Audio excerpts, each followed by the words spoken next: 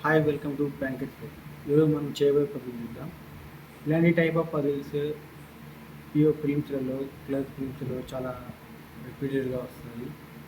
అవే మెయిన్స్లో అయితే దీనికి కొంచెం ఎక్స్ట్రా నెంబర్స్ని యాడ్ చేసి లేకుంటే ఎక్స్ట్రా డిపార్ట్మెంట్స్ ఎక్స్ట్రా వేరియబుల్స్ని యాడ్ చేసి వస్తుంటాయి. ఫస్ట్ ఆఫ్ ఆల్ ఇవి ఎలా సాల్వ్ చేయాలో చూద్దాం. 9% 9% A, B, C, D, F, G, H, I are working in 3 different departments. ఏమిటి? Accounts, finance and IT. ఇక్కడ ఏమన్నారంటే 9% 3 డిపార్ట్మెంట్స్లో వర్క్ చేస్తున్నారు. డిపార్ట్మెంట్స్లో but not necessary in same order. అయితే ఇదే ఆర్డర్లో కాదన్నాడు. Next minimum 2% and maximum 4% are working in each department. అయితే ఇక్కడ వాడు ఇచ్చిన కండిషన్ ఏంటంటే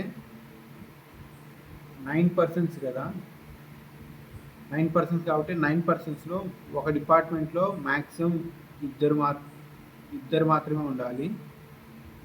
ఒక డిపార్ట్మెంట్లో ఇంకో దాంట్లో మ్యాక్సిమం 4 ఉండాలి డిపార్ట్మెంట్. సో ఇక్కడ ఎంతమంది అయ్యారు? 6. సో ఇంకో డిపార్ట్మెంట్లో 3 ఉంటారు. ఇది అనేది నెసరీ ఆర్డర్లో కాదు. అంటే ఇప్పుడు చూద్దాం.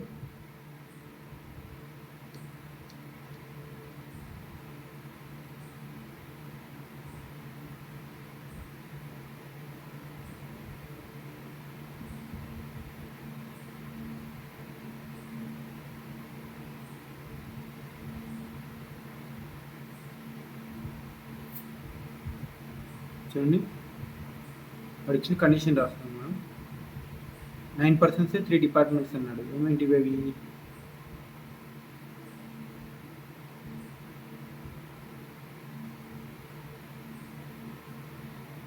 అకౌంట్స్,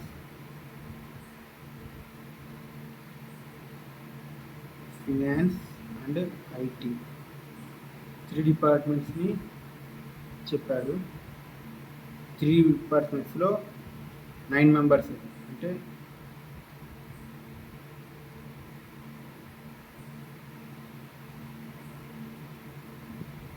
ఒక డిపార్ట్మెంట్లో 2, 3, 4 ఉండొచ్చు. లేకుంటే 4, 3, 2 ఉండొచ్చు. లేకుంటే 2, 4, 3 ఇలా ఎలా అయినా ఉండొచ్చు అని చెక్ చేద్దాం.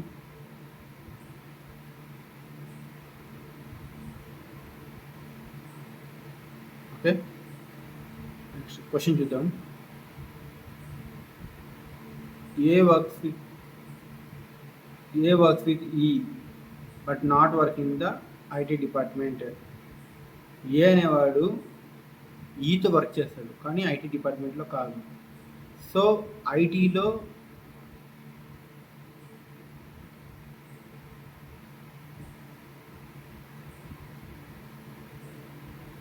చూడండి, ఐటీలో ఏ అండ్ ఈ కాదన్నప్పుడు ఫినాన్స్ మరియు అకౌంట్స్లో ఉండొచ్చు. సో మనము A comma E, okay.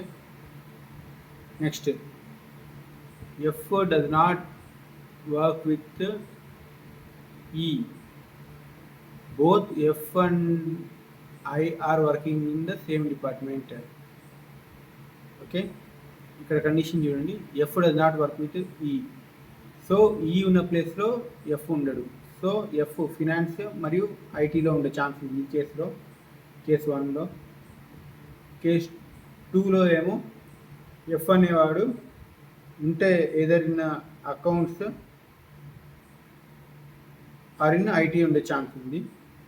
Okay, next చూద్దాం.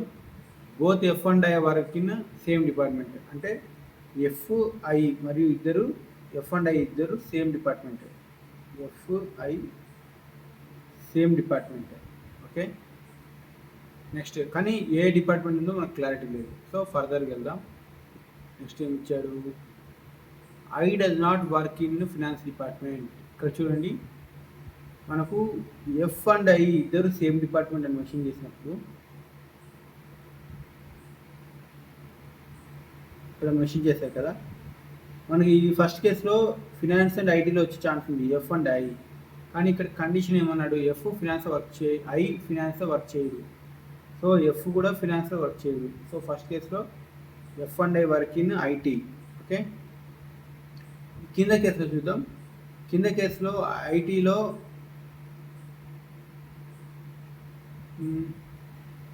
Yeah both F and I working in same department. ఓకే, ఇక్కడ I does not work in the finance department. I finance department work అవ్వదు, వర్క్ చేయడు. Okay, next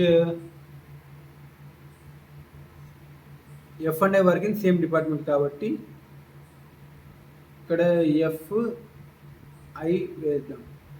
okay,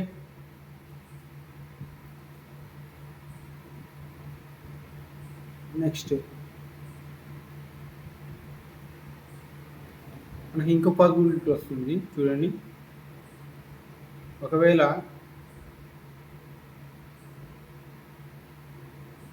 ఇక్కడ AE అలాగే ఉంటే ఇక్కడ F I ఎందుకు రాకూడదండి, ఇది ఒక పాసిబిలిటీ. సో 3 కేసు వచ్చాయి. Next C work only with D. C and D మాత్రమే వర్క్ చేస్తారు. ఓన్లీ విత్ అంటే వారు ఇద్దరు మాత్రమే వర్క్ చేస్తారు, వేరే వాళ్ళు ఎవరు ఉండరు. సో ఫస్ట్ కేసులో సి అండ్ డి ఇక్కడ ఉంటారు, సెకండ్ కేసులో సి అండ్ డి ఇక్కడ ఉంటారు, థర్డ్ కేసులో సి అండ్ డి ఇక్కడ ఉంటారు. ఓకే, అయితే క్వశ్చన్లో ఏమంటే the number of persons working on the account department is one more than the number of persons work in the IT. So condition చూడండి, ఐటీలో ఎంతమంది వర్క్ చేస్తారో వాళ్ళకన్నా ఒకరు ఎక్కువగా, ఐటీలో ఎంతమంది వర్క్ చేస్తారో వాళ్ళకన్నా ఒకటి ఎక్కువగా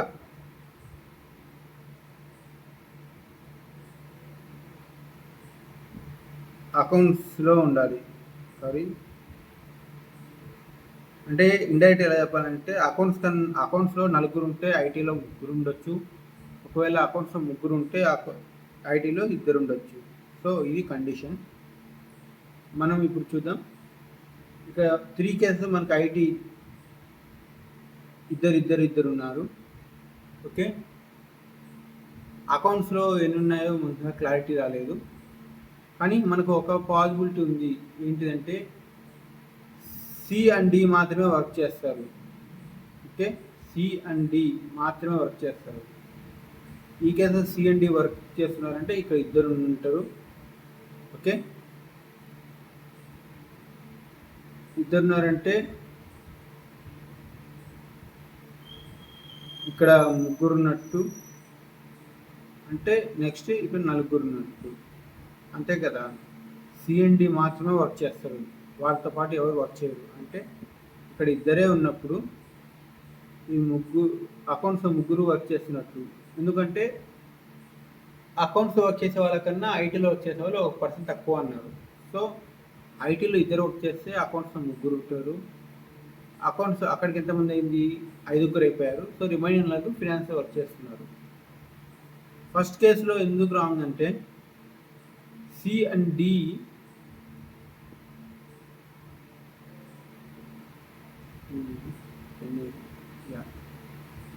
సి అండ్ డి 2% ఉంటే 3 రావాలి. ఎఫ్ అండ్ ఐలో 4 రావాలి.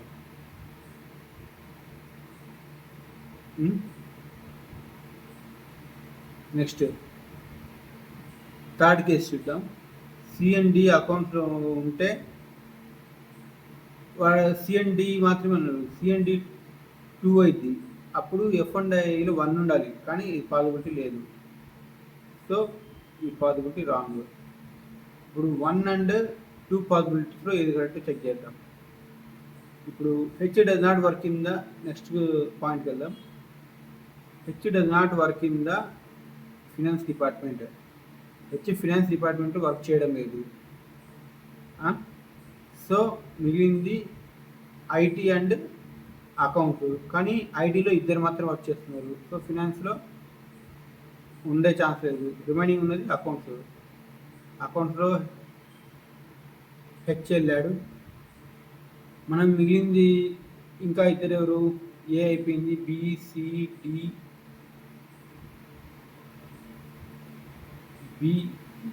బి అవ్వలేదు, సి అయింది,